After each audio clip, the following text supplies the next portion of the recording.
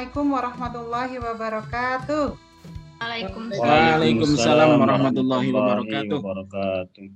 Apa kabar anak-anak? Alhamdulillah. Sehat semuanya? Sehat Ibu. Doa pangestunipun. Kita masih diberi kesehatan dan kelonggaran waktu sehingga kita bisa belajar pada hari ini.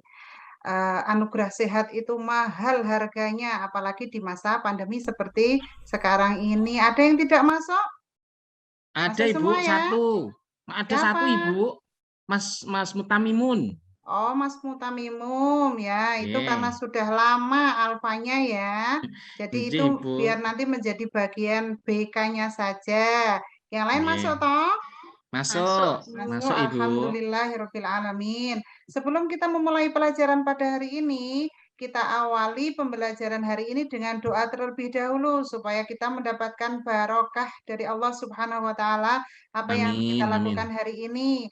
Rapikan duduk kalian dulu. Doa akan dipimpin oleh Mas Alim sebagai ketua kelas. Ayo dipimpin Mas Alim.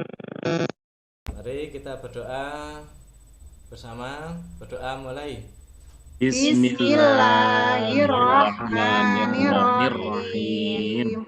Oke, sebelum mulai pelajaran, Bu Guru tanya dulu, suara Ibu bisa terdengar jelas? Jelas Ibu. Jelas Ibu. Mbak Anis, bisa melihat wajah Ibu dengan jelas juga? Bisa Bu. Ya, alhamdulillah. Jangan lupa siapkan semua alat pembelajaran kalian, buku, pensil, dan sebagainya. Sudah? Bu. Oke, kita akan mulai pembelajaran hari ini. Terlebih dahulu Bu Guru tanya siapa yang masih ingat pembelajaran kita pada minggu lalu? Ya, betul. Kita sudah belajar tentang sujud syukur, sujud tilawah, dan sujud sahwi. Kemudian hari ini kita akan mempelajari salah satu dari rukun Islam. Ada berapa anak-anakku rukun Islam? 5 Ibu. 5. Kita sebutkan. 1. Syahadat. 2. Sholat. 3. Zakat. 4. Puasa. Dan 5. Haji bagi yang mampu. Bagi yang mampu. Oke. Tadi rukun Islam yang ketiga apa anak-anak? Zakat. Zakat, ya betul. Sekarang atau hari ini kita akan mempelajari materi tentang zakat. Apa itu zakat? Kompetensi dasar yang akan kita capai yaitu menganalisis ketentuan pelaksanaan zakat dengan indikator pencapaian kompetensi sebagai berikut. Kemudian tujuan pembelajaran kita adalah nanti kalian diharapkan mampu memahami pengertian zakat, memahami hukum dan dalil zakat, bisa menjelaskan siapa saja yang termasuk mustahik zakat, menentukan apa saja hikmah zakat, dan bisa membandingkan antara zakat fitrah dan zakat mal. Oke anak-anakku, untuk tahap pertama, silahkan kalian cermati gambar berikut ini. Ini gambar apa, Nak? Gambar kericuan, Ibu. Gambar apa, Roh? Yang lain? Apa ini? Bagian zakat, Bu. Bagian zakat. Ricuh tapi, Bu. Oh ya, ricuh. Mari kita identifikasi bersama dari gambar ini. Dari gambar ini kita lihat ada beberapa permasalahan zakat di masyarakat. Yang pertama apa? Ricuh saat pembagian zakat. Bahkan ada yang berujung maut. Jadi zakat bukan mendapatkan hikmah, tapi malah mendapatkan musibah. Sampai seperti itu, karena niat baik zakat itu jangan sampai membuat mereka atau orang-orang yang membutuhkan itu malah terdolimi. Kemudian masalah lain yang bisa kita identifikasi dari ilustrasi gambar berikut apa? Tata cara pembagian yang tidak baik. Oh iya, betul.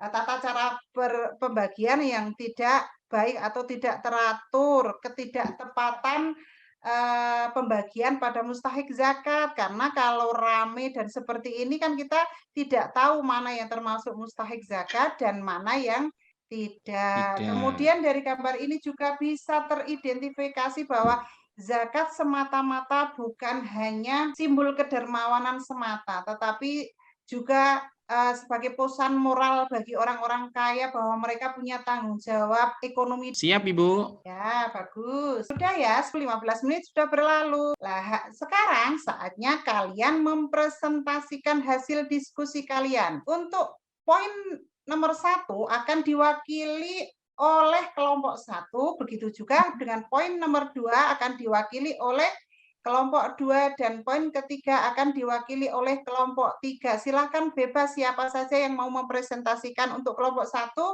apa pengertian dan hukum zakat, untuk kelompok 2 yang termasuk dalam golongan mustahil zakat itu siapa saja, dan yang ketiga adalah apa sebenarnya hikmah dari zakat itu. Ayo, siapa kelompok 1? At-Tahuru itu adalah makna zakat secara bahasa, membersihkan atau mensucikan. Kemudian makna zakat secara bahasa yang lain apa, anak-anak? Menumbuh berkah, Ibu. Nah, itu secara istilah yaitu menyerahkan sejumlah harta tertentu yang diwajibkan Allah kepada orang-orang yang berhak menerimanya. Kemudian apa itu hukumnya zakat? Wajib. Siapapun yang sudah dikenai syaratnya harus melaksanakan zakat. Kemudian Zakat. kepada siapa saja zakat itu diberikan? Fakir, Miskin. amil, Iya, Bu. mu'alaf, gharim, fisabilillah, dan ibnu sabil. Nah, semua itu tercantum juga dalam surat At-Taubah ayat 60. Zakat itu tidak boleh diberikan kepada 5 golongan ini. Kemudian dari kesimpulan kalian tadi, apa saja hikmah zakat? Itu mendapatkan pahala dan kemuliaan di sisi Allah, kemudian membersihkan diri dan harta, 3 memunculkan rasa persaudaraan, mewujudkan kesejahteraan sosial, dan ungkapan rasa syukur. Jenis zakat ada berapa, Nak? 2, Ibu. 2, apa saja? Zakat fitrah dan zakat mal. Ya, betul. Untuk tugas selanjutnya yaitu tugas individu yang akan Bu Guru buat PR. Nanti lewat LKPD ini kalian bisa kirimkan hasil analisis kalian lewat Google Form. Nanti linknya Bu Guru bagikan lewat WA nanti malam. Batas pengerjaannya 3 hari dari sekarang ya. Lah mungkin dari soal ini manfaatkan waktu luangmu sebelum datang masa sempitmu. Semoga bermanfaat. Kita akhiri pembelajaran hari ini dengan doa kafaratul majlis. Ayo bareng-bareng. Subhanallahumma wa bihamdika asyhadu an la ilaha illa anta astaghfiruka wa atubu ilaik. Mohon maaf kalau ada kata-kata Bu Guru yang tidak berkenan. Wassalamualaikum warahmatullahi wabarakatuh. Waalaikumsalam warahmatullahi wabarakatuh. Ya, izin langsung komentar aja Bu Eni ya. Nah, Monggo. gini, saya apresiasi model ini yang diawali dengan sebuah gambar dan diakhiri juga dengan kata-kata bijak. Pembelajarannya menjadi punya makna, mudah diresap dan diingat. Maknanya bukan hanya saat itu, tapi maknanya ketika mereka betul-betul sudah menjadi buzati. Catatan dalam picture itu 1, karena sudah gambar itu, ambil dari TV, pembagian zakat ricuh. Itu clear, jelas. Nanti jenengan tinggal mengembangkan gini Mbak, zakat itu ada pemberi dan ada penerima. Kondisinya seperti itu. Seperti apa kondisinya? Kalau gitu penerimanya banyak sekali. Kondisinya, manajemennya ricuh. Semrawut gitu kan. Ini kemampuan melatih kemampuan peserta didik untuk memahami sebuah gambar. Gitu kan. Gambar kehidupan, gambar tayangan di TV maupun gambar di berbagai media. Itu menarik. Kemudian di situ nanti ada transformasi nilai. Gitu kan. Zakat yang suci kok menjadi masalah. Itu catatan saya cukup menarik. Yang kedua, jenengan mungkin bicaranya agak lebih santai saja. Kayak Bu Eni itu santai halus gitu. Saya lihat agak tergesa-gesa gitu kan. Bawaan, Pak. Iya, apalagi saya. Kalau saya bukan tergesa-gesa, terburu-buru saya itu kalau ngomong. Enggak apa-apa. Ini evaluasi saja. Karena ini kan mau di-upload di YouTube ke depan, apalagi untuk uji kinerja nanti.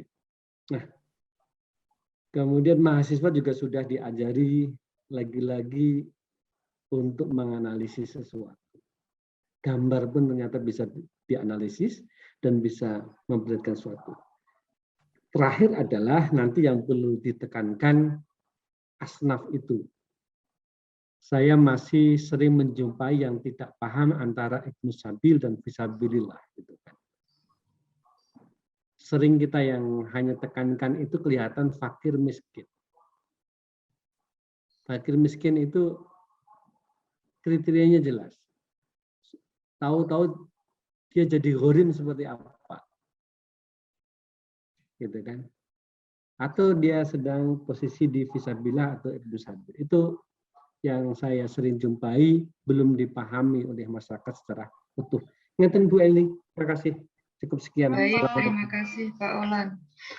Bu Ani, kalau langsung saja nggih, catatan saya, tadi saya sempat mendengar Bu Ani memberikan penjelasan kaitannya dengan model pembelajaran yang digunakan, langkah-langkahnya maksud saya di sini. Itu tidak perlu itu. Itu tidak perlu dijelaskan kepada siswa. Artinya, tapi langsung masuk saja di langkah per langkahnya. Siswa tidak perlu tahu bahwa mereka belajar menggunakan discovery learning yang nanti langkah-langkahnya akan seperti ini, tidak perlu. Langsung saja anak-anak, mari hari ini kita akan bermain-main. Lah, bermain-mainnya itu langsung masuk ke langkah-langkah yang ada di discovery learning itu tadi. Nah, kemudian itu yang pertama, yang kedua di LKPD. Di LKPD itu sudah benar bahwa diberikan ruang di mana siswa harus bekerja, namanya saja lembar kerja. Tapi tetap harus diberikan kasusnya. Kasusnya seperti apa sehingga nampak. Jadi selain ada petunjuk atau langkah-langkah ketika siswa harus bekerja, nah apa yang harus dikerjakan itu juga harus diberikan. Jadi tidak hanya ruang kosong atau titik-titik yang tempat mereka bekerja saja. Contohnya, misalkan kalau matematika, ya berarti soal atau masalah yang diberikan kepada siswa tetap harus dimunculkan di LKPD tersebut. Nah, baru kemudian nanti dari masalah yang diberikan itu, langkah-langkah siswa yang diminta akan seperti apa. Lah, itu disesuaikan dengan tagihannya, apa yang mau diukur, apa yang mau diketahui dari masalah yang diberikan kepada siswa. Nah, yang ketiga tadi sudah bagus bahwa ketika yang menjawab hanya kalau di kelas ini Pak Amil terus yang menjawab atau yang bertanya, nah maka diarahkan kepada siswa yang lain agar merata dan tidak nyiseh, tidak nanti yang pinter Pak Amil tok, nah, seperti itu. Yang lain juga diberikan kesempatan. Mungkin itu Bu Ani. Jadi catatan-catatan yang nanti bisa gunakan untuk perbaikan berikutnya. Tapi selain yang itu sudah bagus. Kalau masalah dinamika cara penyampaiannya, menika gawan bayi loh Pak Olan. Gawan bayi. Jadi ya betul mungkin memang Bu Ani kayaknya seperti itu, Pak Amil juga tadi seperti itu. Baik, mungkin itu saja.